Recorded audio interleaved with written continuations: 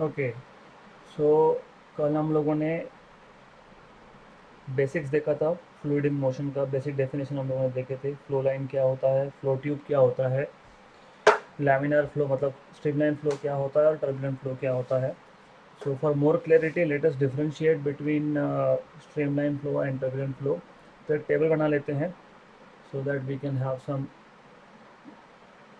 rough idea about what is difference between these two types of flow.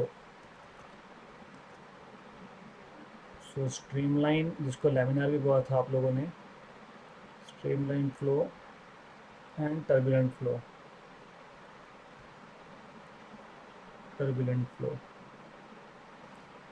तो point by point देखते हैं। सबसे पहले स्ट्रीमलाइन फ्लो मतलब एक स्मूथ फ्लो होता है बेसिकली, जिसको हमने स्टेडी फ्लो भी बोला था। इस फ्लो में वेलोसिटी एक क्रिटिकल वैल्यू से कम होता है, मतलब एक वैल्यू वेलोसिटी की वैल्यू से कम होता है।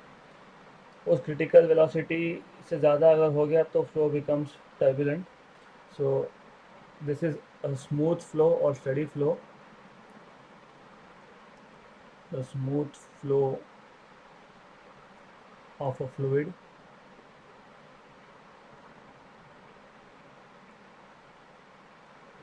with velocity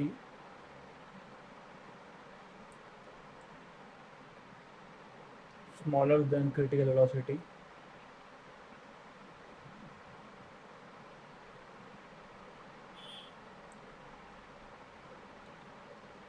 is called as critical velocity। मतलब बेसिकली एक पर्टिकुलर वैल्यू है वेलोसिटी का, उससे कम वेलोसिटीज़ पे फ्लो जो होगा स्ट्रीमलाइन होगा, उससे ज़्यादा पे जो होगा स्ट्रीमलाइन फ्लो टर्बुलेंट बन जाएगा। तो ये ट्रांजिशन वैल्यू होता है basically. So this is called as streamline flow और लैमिनार फ्लो बेसिकली। स्ट्रीमलाइन और laminar flow of fluid.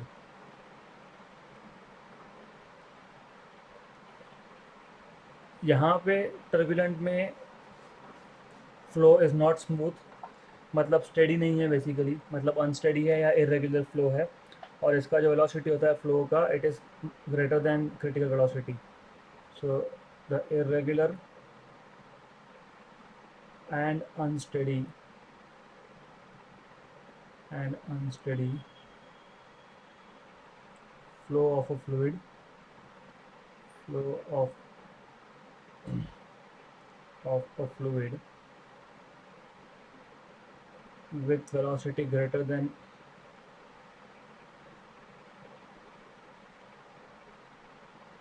critical velocity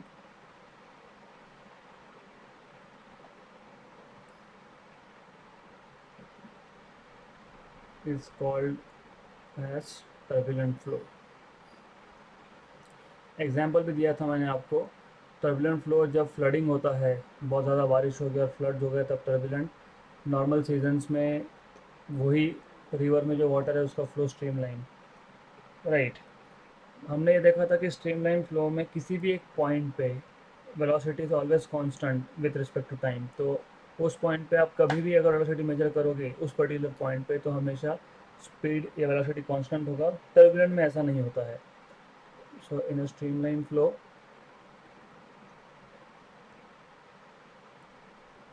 in a streamlined flow, velocity of a fluid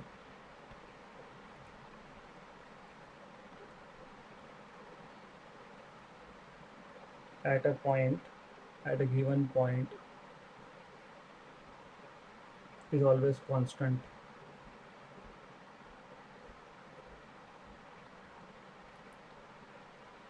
is always constant। यहाँ पे ऐसा नहीं होता है। So in a turbulent flow,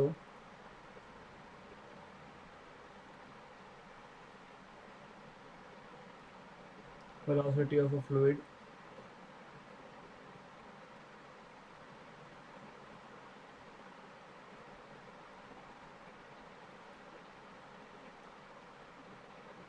at any point does not remain constant।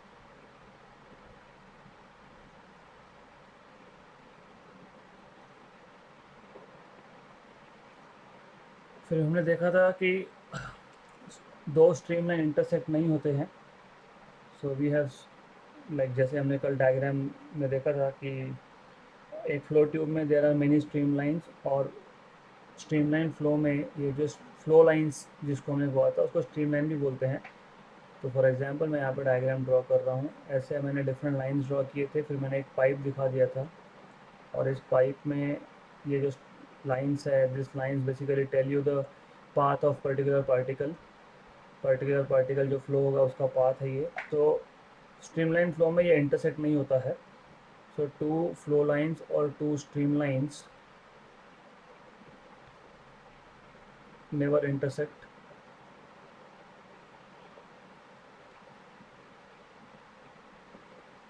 यहाँ पे intersect हो सकता है, सो टू स्ट्रीम लाइंस में इंटरसेक्ट होगा ही ऐसा नहीं बोल सकते, बट में इंटरसेक्ट पॉसिबिलिटी है। अभी यहाँ पे ये स्ट्रीमलाइन इंटरसेक्ट नहीं होते, मतलब स्ट्रीमलाइंस, या फिर अगर आप ऐसा अज्यूम कर रहे हो कि फ्लूइड जो है वो लेयर्स में बना हुआ है, तो any two layers of fluid basically they are parallel, तो इसलिए इंटरसेक्ट नहीं होते।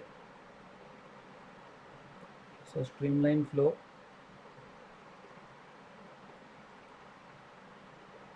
over a plane surface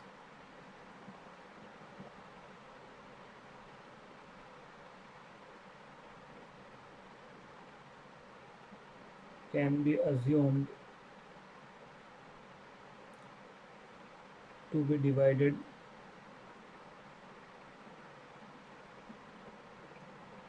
into number of plane layers or parallel layers. So this layers are basically parallel, so we can say that in a flow of liquid, sorry for this mess, just a minute.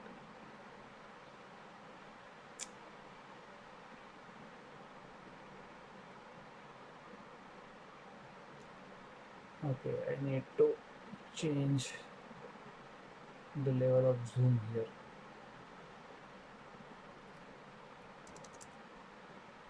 Let's put it 37 into sufficient. Yeah. So in a flow of liquid through a pipe of uniform cross sectional area, uniform cross sectional area मतलब यहाँ पे जो pipe है उसका area हर जगह पे same है, so it is not random cross section जैसे हमने कल देखा था, कल हमने रैंडम लिया था। ऑल द स्ट्रीम लाइंस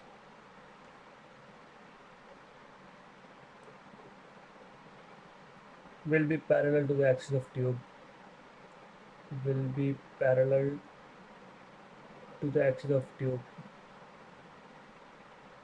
आप बोल सकते थे यहाँ पे will be parallel to each other also, पर एक एक्सिस ले लिया, मतलब बेसिकली किया क्या, हमने एक पाइप लिया है जिसका क्रॉस सेक्शनल एरिया यूनिफॉर्म है, देखो इसका क्रॉस सेक्शनल एरिया हर जगह पे सेम है, ये हो गया एक्सिस ऑफ ट्यूब, और जितने भी स्ट्रीम लाइन है वो सारे इस एक्सिस को पैरेलल है स्ट्रीम लाइन फ्लो में। टर्बुलेंट में ऐसा नहीं होता है, टर्बुलेंट फ्लो में फ्लो का ऑर्डर ही नहीं है, रैंडम है, तो उस केस में दिस स्ट्रीम लाइंस में not be parallel, so a flow tube loses, or the flow loses itself, its order, and particles move in random direction, and particles move in random direction। तो ये चार differentiate करने के points है और easy है। तो स्ट्रीमलाइन फ्लो में बेसिकली ये स्मूथ फ्लो है या स्टेडी फ्लो है जिसमें वेलोसिटी, फ्लो का वेलोसिटी क्रिटिकल एक वैल्यू से कम है, और यही फ्लो रेगुलर इरेगुलर कब बन जाता है, मतलब टर्बुलेंट कब बन जाता है, जब फ्लो का वेलोसिटी बढ़ जाएगा और जब फ्लो का वेलोसिटी क्रिटिकल से ज़्यादा हो जाएगा तो टर्बुलेंट बन जाएगा ये। और स्ट्रीमलाइन फ्लो में जैसे हमने पहले बताया था कल कि किसी भी एक पॉइंट पे velocity of the particle is constant, but turbulent में वैसा नहीं होता है। At any point the velocity does not of the fluid does not remains constant. Streamline में दो स्ट्रीमलाइंस या फ्लो लाइंस इंटरसेक्ट नहीं होते और टर्बुलेंट में हो सकता है। सिमिलरली स्ट्रीमलाइन फ्लो में जितने भी स्ट्रीम लाइंस है वो ट्यूब के एक्सिस को पैरेलल है, whereas in turbulent flow that's not the case. तो ये सिंपल से 4 पॉइंट डिफ्रेंसिएशन के है। Okay, so if you have understood this, let's define what is critical velocity. हमने यहाँ मेंशन तो कर दिया क्रिटिकल वेलोसिटी, मैंने आपको ऑलरेडी बताया भी है क्रिटिकल वेलोसिटी का मतलब क्या होता है। Critical velocity is just a value velocity जिससे कम अगर वेलोसिटी होगी तो the flow will be called as streamline and above that it will be turbulent. So अभी इसको हम लोग प्रॉपरली डिफाइन कर लेते हैं। तो जब भी हम लोग क्रिटिकल वेलोसिटी की बात करते हैं तो we also talk about a number which is called as Reynolds number. वही रेनॉल्ड्स जो आप रेनॉल्ड्स का पेन यूज़ करते थे, तो रेनॉल्ड्स बेसिकली एक साइंटिस्ट का नाम है जिस साइंटिस्ट ने फ्लूइड मोशन पे बहुत रिसर्च किया था और आगे जाके उसी के नाम से एक पेन का कंपनी बना, क्योंकि उस जब आप पेन की बात करते हो तो अंदर इंक होता है, इंक है मतलब फ्लूइड है। तो this is why that's why it was given this name Reynolds. Anyways, तो क्रिटिकल वेलोसिटी और रेनॉल्ड्स नंबर दोनों ही आपको ये बताते हैं कि फ्लो जो है आपका वो स्ट्रीमलाइन है या टर्बुलेंट है। दोनों दोनों वही बताते हैं आपको, right. So the flow of a fluid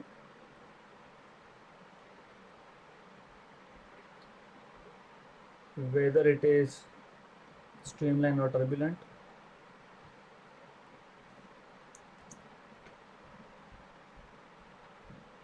whether streamlined or turbulent can be differentiated on the basis of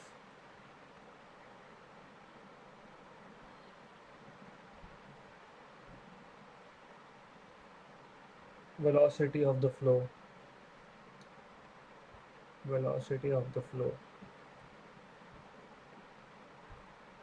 तो जैसे मैंने आपको ऑलरेडी बताया, एक पर्टिकुलर वेलोसिटी के नीचे वैल्यू होगी तो स्ट्रीमलाइन, अब होगी तो turbulent।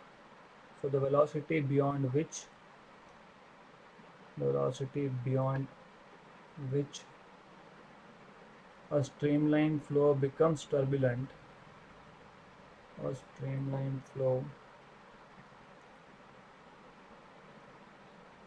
becomes turbulent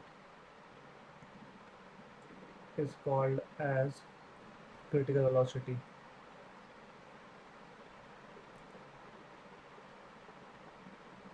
So basically Reynolds ने एक फॉर्मूला दिया है to define this critical velocity.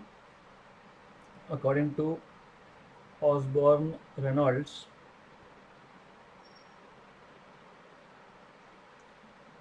formula for critical velocity is given by critical velocity is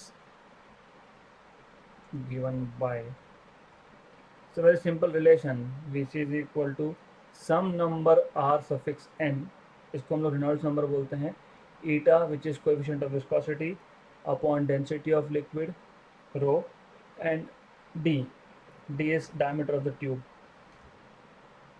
so where bc is critical velocity of fluid, critical velocity of fluid, Rn is Reynolds number,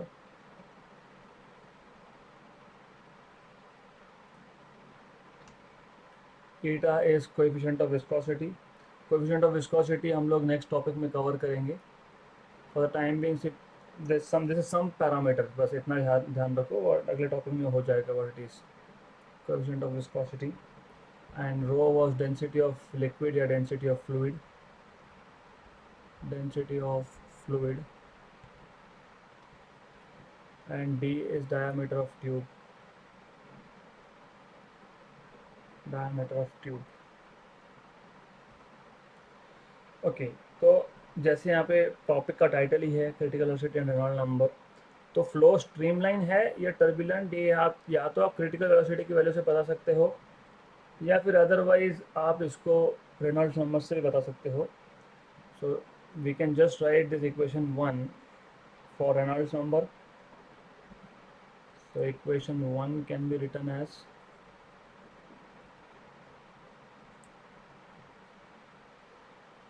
Rn, Reynolds number Rn is equal to Vc rho d upon eta. It's a pure number, इसका कोई dimension नहीं है, कोई कुछ नहीं है, just number. तो अब बेसिकली इसका सिग्निफिकेंस क्या है, तो we will write down here just point by point significance क्या है इसका रेनॉल्ड्स नंबर का। अगर रेनॉल्ड्स नंबर की वैल्यू 1000 से कम हुई, so if R N is less than 1000, then the flow is streamlined। तो डेफिनेटली आपको ये कैलकुलेट करने के लिए वी सी रो डी और ईटा चाहिए होगा, और रो तो पता ही होता है, अगर वाटर है तो it is 1000 kilogram per meter cube. Diameter of tube वो डिपेंड करता है कि आपके पाइप का साइज़ क्या है। कोएफिशिएंट ऑफ विस्कोसिटी ईटा भी फ्लूइड पे डिपेंड करता है। So if R N is less than 1000 then the flow is streamline. तो if the value of Rn is between 1000 and 2000, so we cannot say. What we can say here is the flow is changing from streamline to turbulent, मतलब flow का जो order है वो अभी ख़त्म हो रहा है, it is becoming like irregular, regular से irregular हो रहा है। So if Rn Reynolds number is between 1000 to 2000, then the flow is changing from streamline to turbulent, from streamline to turbulent। And अगर 2000 से ज़्यादा होगा then for sure the flow is turbulent. If Reynolds number is greater than 2000 then the flow is turbulent.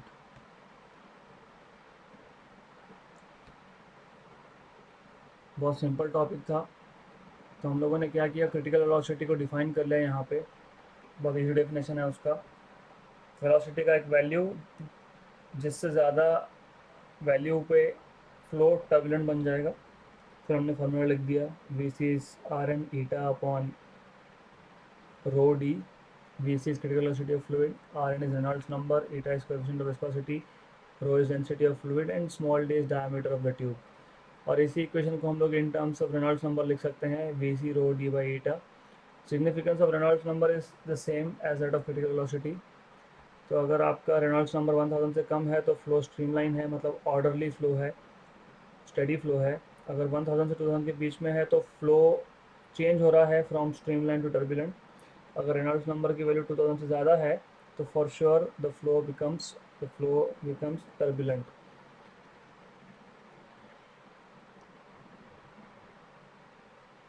All right, so next topic is viscosity. See viscosity is very basic thing, और ये real life situation में बहुत बार देखा होगा आपने। अगर आपने दो अलग अलग फ्लूइड्स लिए और दोनों को पोर कर दिया, फॉर एग्जाम्पल मैंने वाटर लिया और मैंने उसको वॉल के ऊपर डाल दिया, वर्टिकल वॉल के ऊपर, और मैंने हनी लिया उसको भी वर्टिकल वॉल के ऊपर डाल दिया। तो उसमें क्या होता है कि water flows very quickly and Honey flows slowly. Definitely दोनों पे ग्रेविटेशनल फोर्स जो है वो इक्वल अमाउंट में एक्ट करेगा, मतलब दोनों के लिए acceleration due to gravity g रहेगा, which is 9.8। So that's very simple thing. लेकिन ऐसा क्यों हुआ, why water is flowing very quickly and honey is basically flowing very slowly. So this is something to do with viscosity. Viscosity मतलब जैसे आप एक liquid को नंबर ऑफ लेयर्स में बना हुआ ऐसा अज्यूम कर सकते हो। So what you can say is that if we have a liquid, this liquid can be assumed to be made up of number of layers. तो जो भी एक लिक्विड लोगे, फ्लूइड लोगे, वो फ्लूइड नंबर ऑफ लेयर्स में बना हुआ है, ऐसा हम लोग अज्यूम कर सकते हैं। और जब फ्लूइड फ्लो हो रहा है, क्योंकि हम लोग यहाँ पे फ्लूइड मोशन की बात कर रहे हैं, तो एडजेसेंट लेयर में फ्रिक्शन होगा। वो फ्रिक्शन जो होता है इट लीड्स टू विस्कोसिटी। तो अगर फ्रिक्शन लेयर्स में ज़्यादा हुआ तो विस्कोसिटी ज़्यादा होगा, like the case of honey.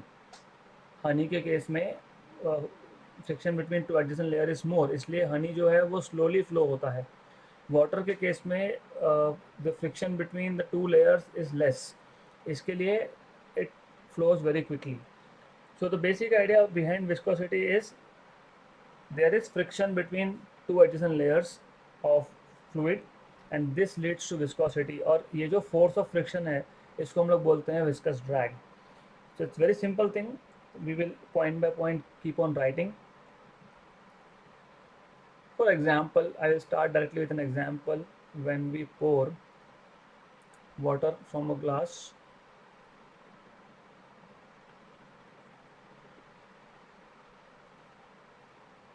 it flows freely and quickly.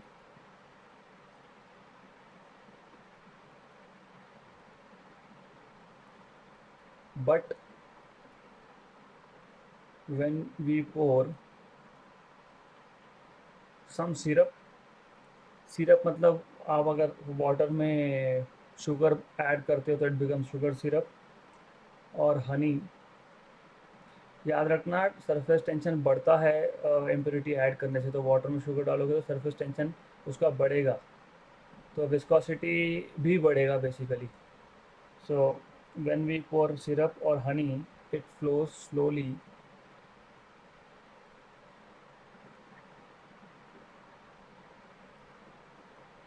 and it sticks to the container, sticks to the wall of container or just container we can say, right?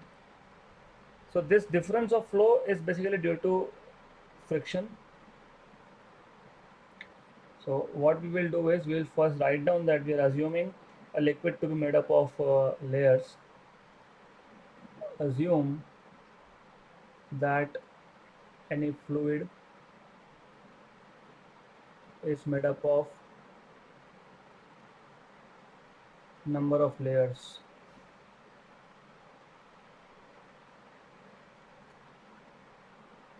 The difference in flow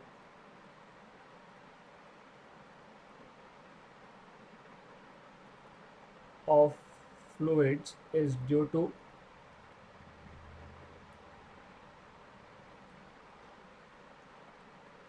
friction between the layers.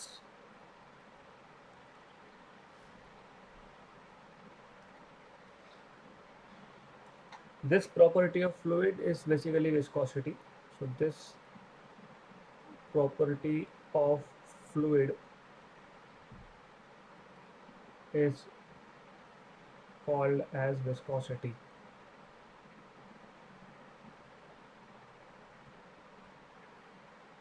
So water has low viscosity according to our example, and syrup or honey has more viscosity. Water has low viscosity and syrup or honey has high viscosity.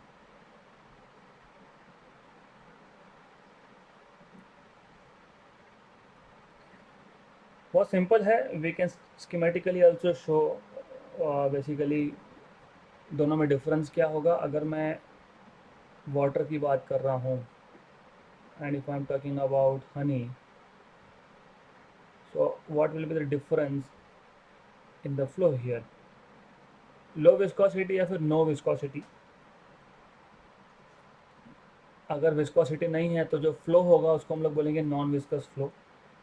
तो water के case में मैं बोल सकता हूँ non viscous flow, क्योंकि वहाँ पे विस्कोसिटी लो है, तो हम लोग मान लेंगे नो है ही नहीं viscosity.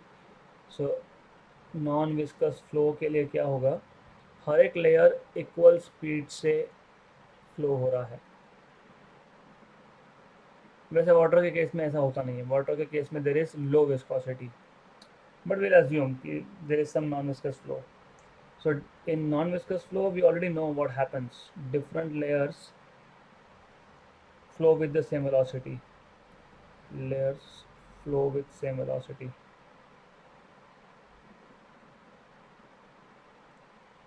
And in case of viscous flow, सबसे बॉटम का जो लेयर होगा वो स्लोली मूव होगा, उसके ऊपर का लेयर जो होगा उसका स्पीड, उसका वेलोसिटी ज़्यादा होगा. So I will draw vector bigger in size. उसके बाद जो होगा और ज़्यादा होगा. फिर डिपेंड करता है, क्योंकि अगर हम लोग एनवायरनमेंट में बात कर रहे हैं, मतलब क्योंकि जब भी आप एक सिरप को या फिर एक हनी के ड्रॉप को आप पोर कर देते हो वर्टिकल वॉल पे, तो अगर वहाँ पे विंड है तो विंड में, मतलब सराउंडिंग मीडियम के साथ भी उसका फ्रिक्शन हो सकता है. तो डिपेंड करता है कि आप एटमॉस्फेयर सराउंडिंग विंड कंसिडर कर रहे हो कि नहीं. अगर विंड नहीं कंसिडर कर रहे हो तो it will be like this. तो टॉप मोस्ट लेयर का स्पीड सबसे ज़्यादा होगा और बॉटम का सबसे कम होगा. पर अगर आप सराउंडिंग के साथ फ्रिक्शन कंसिडर कर रहे हो तो उस केस में ये डायग्राम थोड़ा मॉडिफाई होगा. उस केस में डायग्राम हम लोग ऐसे ड्रॉ करेंगे. तो विच मीन्स कि सेंट्रल लेयर का स्पीड सबसे ज़्यादा है. नीचे जो ये दो लेयर बताए हैं उसका friction, it is only friction between fluids. Fluid layer का फ्रिक्शन है. और ऊपर के जो दो लेयर बताए हैं इसका फ्रिक्शन विद सराउंडिंग है. तो इट डिपेंड्स कि आप सराउंडिंग या फिर एटमॉस्फेयर के साथ फ्रिक्शन कंसिडर कर रहे हो कि नहीं कर रहे हो. तो it will all depend. So viscous, this is viscous flow basically.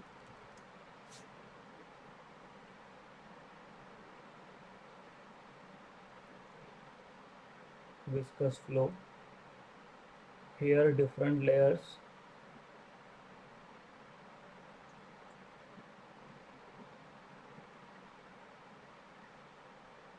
flow with different velocities, flow with different velocities.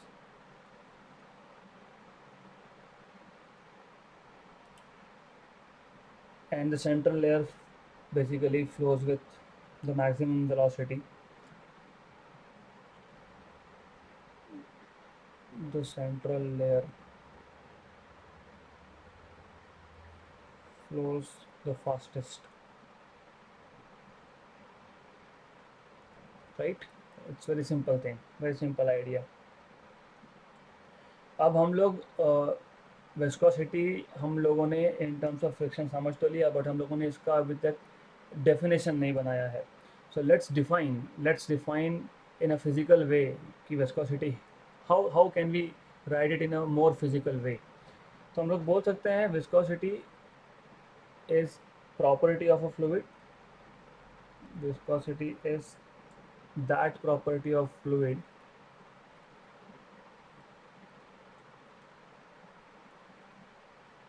by virtue of which by virtue of which the relative motion between different layers, relative motion between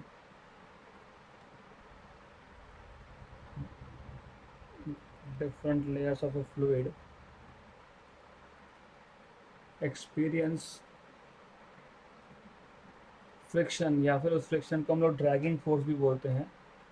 experience a dragging force.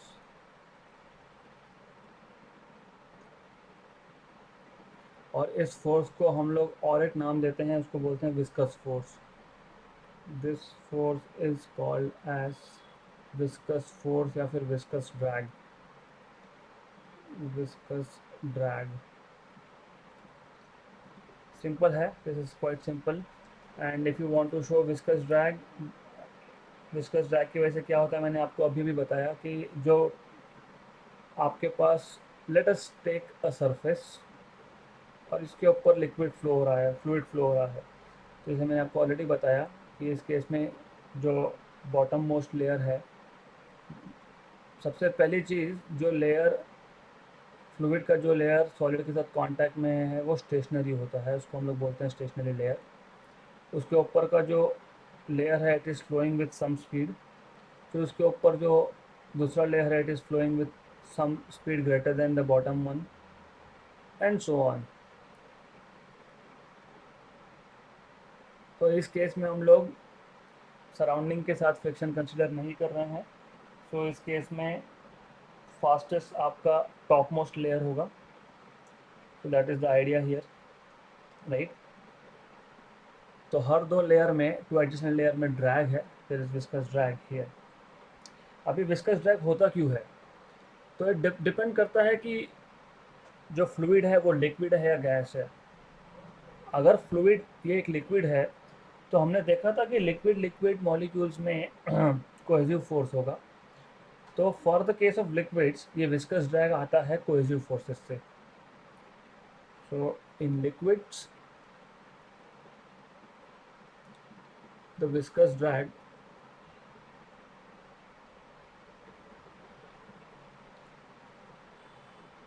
Is due to short range, क्योंकि हमको पता है molecular forces short range ही होते हैं।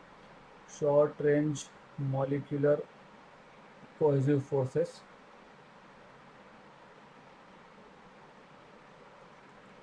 और अगर gas है तो गैस में कोलिजन की वजह होता है, collision between gas molecules. In gases it is due to it is due to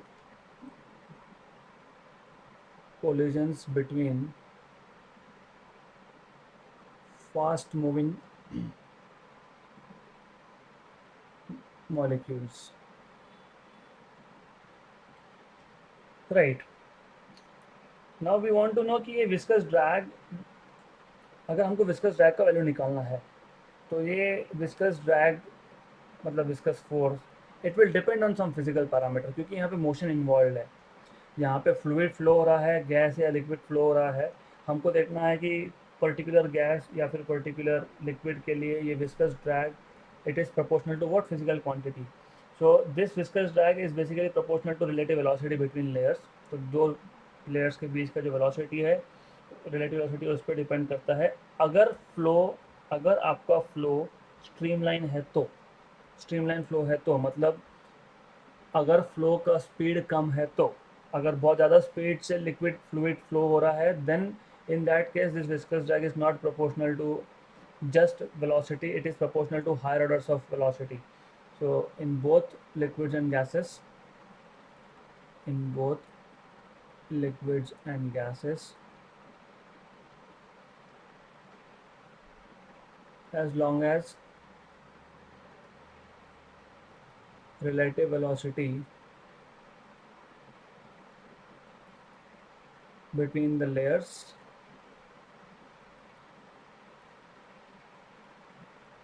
is small, the viscous drag is proportional to the viscous drag is proportional to the relative velocity, to the relative velocity. This is for the case of streamline flow या steady flow या smooth flow या laminar flow, आप जो भी बोलो उसको। And but however for turbulent flow, in turbulent flow क्यों ऐसा चेंज क्यों हो रहा है? क्योंकि टर्बुलेंट फ्लो में layers intersect होते हैं, so there is random motion, like there is no order of the flow. So in turbulent flow the viscous drag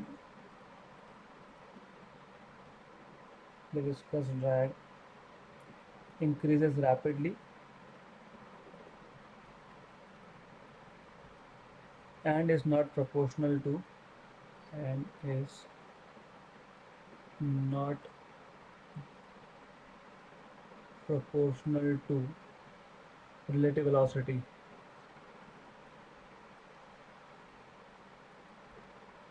but proportional to higher powers of proportional to higher powers, like to the power 2, to the power 3, to the power 4, higher powers of relative velocity आपको ये सिर्फ theoretically दिया हुआ है, just in the form of sentences, आपको prove नहीं करना, आपको डिराइव नहीं करना, you don't need it basically, it is just the way it is, right. अब जैसे मैं आपको बता रहा हूँ कि हर एक लेयर का स्पीड अलग है, तो हम लोग वेलोसिटी ग्रेडियंट डिफाइन कर सकते हैं फिर। वेलोसिटी ग्रेडियंट मतलब क्या?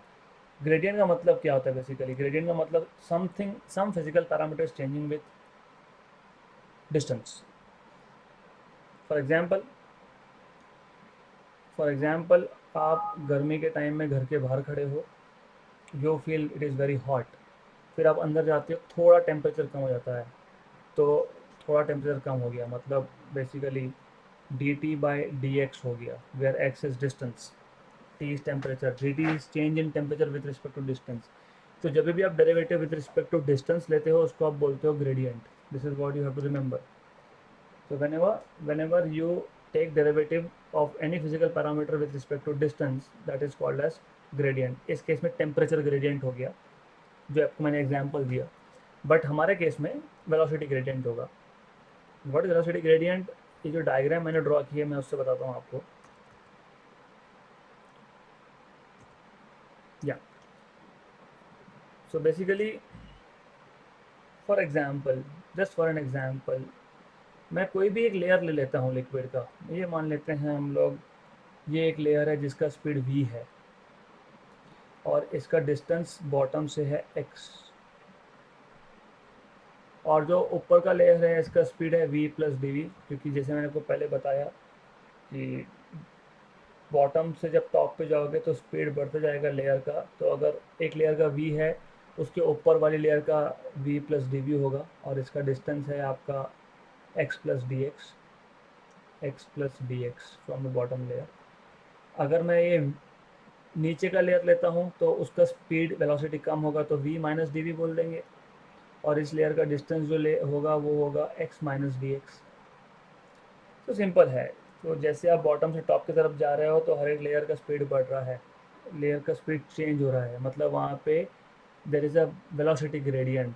So as you are moving from bottom to top layer, velocity is changing with respect to distance. So there exists something called as velocity gradient, right? तो अब हम लोग velocity gradient define कर लेंगे। बहुत simple, it is very simple physics, कुछ नहीं है इसमें। So we have to define what is velocity gradient. और ग्रेडियंट क्या होता है मैंने आपको बताया, whenever there is change of some parameter with respect to distance, that is called as gradient। अगर टेम्परेचर चेंज हो रहा होगा तो टेम्परेचर ग्रेडियंट, यहाँ पे वेलोसिटी चेंज हो रहा है तो velocity gradient. So the rate of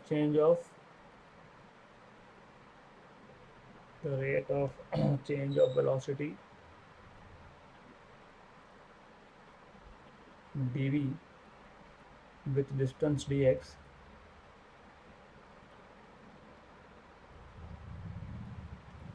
measured from stationary layer, मतलब हम लोग बॉटम मोस्ट लेयर से मेजर कर रहे हैं, हम लोग हमेशा स्टेशनरी लेयर से ही वेलोसिटीज मेजर करते हैं। That is also important. Measured from a stationary layer, from a stationary layer is called as velocity gradient, is called as velocity gradient। ये इम्पॉर्टेंट इसलिए है क्योंकि आगे तुम देखोगे कि कोएफिशिएंट ऑफ विस्कोसिटी को डिफाइन करने में हमको ये d v by D x parameter लगेगा। So it's very simple definition. The rate of change of velocity with distance measured from a stationary layer is called as velocity gradient.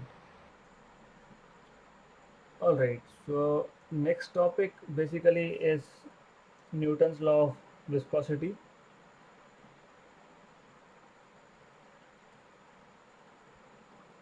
हम लोग ये topic का use करेंगे to find out equation for coefficient of viscosity. तो हमने देखा था वहाँ पे coefficient of viscosity eta. We want to know, हमको ये पता करना है कि कोएफिशिएंट ऑफ विस्कोसिटी का ईटा का फॉर्मूला क्या है और वो किस किस चीज़ पे डिपेंड करता है, right. So it is very simple topic, और आई थिंक ये 11 में कवर होता है, बट एनीवेज। सो जो विस्कस फोर्स है basically acting on any layer, तो किसी भी एक लेयर में हमने ऑलरेडी देखा कि स्टेशनरी लेयर सबसे नीचे होता है, the layer which is in contact with solid surface, that is stationary. और उसके बाद जो है velocity goes on increasing from layer to layer, ये हमने ऑलरेडी देखा। और हमने ये भी देखा था कि for any layer at a distance of x from the stationary layer the velocity is v, and the very next layer it is v plus dv and the distance becomes x plus dx, ये हमको already पता है, so this distance is x plus dx. Now what we know is from Newton's law of viscosity, so according to Newton's law of viscosity, this viscous force for any layer acting on any layer according to Newton's law of viscosity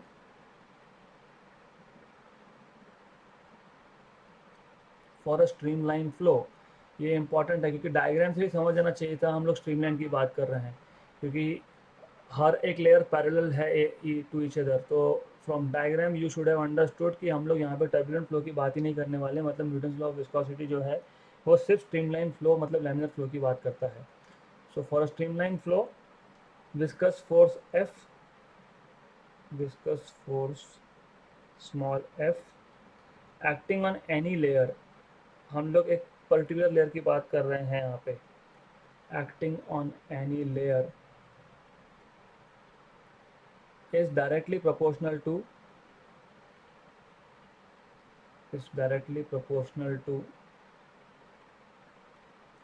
area of the layer, area A of the layer, and velocity gradient, and velocity gradient dv by dx. So therefore from this definition or from this statement, viscous force on any layer is proportional to two things, area and dv by dx.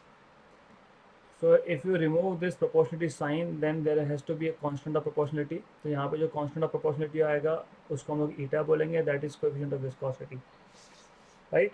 So where this eta is proportionality constant,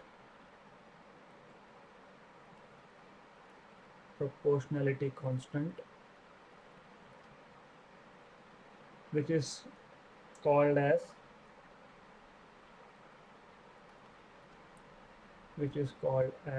coefficient of viscosity, coefficient of viscosity. तो अभी हम लोग eta के लिए equation बना लेंगे। Therefore from equation number 1, I'll call this as equation number 1, eta will become f upon a dv by dx. So in a way you have defined, made formula for coefficient of viscosity, और हम फिर अभी दिख ही रहा है from equation you can define it. क्या है ये eta? Eta is nothing but viscous force divided by, मतलब viscous force per unit area, क्योंकि एरिया नीचे है, और dv by dx velocity gradient भी नीचे है, तो हम लोग सिंपल डेफिनेशन बना लेंगे। So coefficient of viscosity can be defined as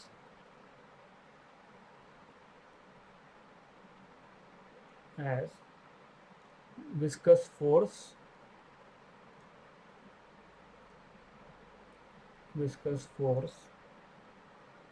per unit area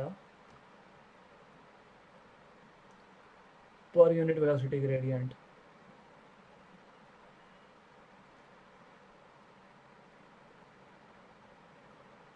तो अगर आपके पास अब फॉर्मूला है तो आप ऐसा यूनिट भी लिख सकते हो, ऐसा unit of eta is simple है, force is newton upon area is in metre square, और dv by dx velocity upon distance metre per second, basically dv by dx। तो इसको सिर्फ आपको सॉल्व करके you can make unit, and that has to be newton second by metre cube, क्योंकि dv by dx, हाँ sorry, dv by dx, dv is meter per second and x dx is metre, तो ये और ये cancel हो गया, तो it will be newton second per metre square. मैं वापस बता देता हूँ, ईटा आपके पास एफ का यूनिट न्यूटन, तो यहाँ पे मैं यूनिट लिख रहा हूँ, अपॉन एरिया, एरिया आपका आ गया मीटर स्क्वायर में, dv, dv is velocity that is metre per second, upon dx, और dx is basically again metre, तो मीटर मीटर कैंसल, ये सेकेंड ऊपर जाएगा, तो newton second per metre square ये यूनिट बनेगा कोएफिशिएंट ऑफ विस्कोसिटी का। एक्सट्रीमली सिंपल थिंग, तो न्यूटन्स लॉ ऑफ विस्कोसिटी के अकॉर्डिंग जो विस्कस फोर्स किसी भी एक लेयर पर जो एक्ट कर रहा है, it is proportional to area of the layer itself. तो डिपेंड करेगा कौन सी लेयर की बात कर रहे हो, क्योंकि एरिया पे डिपेंड करता है, and it also depends on velocity gradient. So this viscous force is proportional to a dv by dx. So you can write it like a f equal to eta a dv by dx, where eta is constant of proportionality, which is called as coefficient of viscosity. And from that equation you can make expression for eta, which is f upon a dv by dx, and you can define it as viscous force per unit area per unit velocity gradient, और आपको वहाँ से उसके units मिल जाएंगे। So it is very simple thing.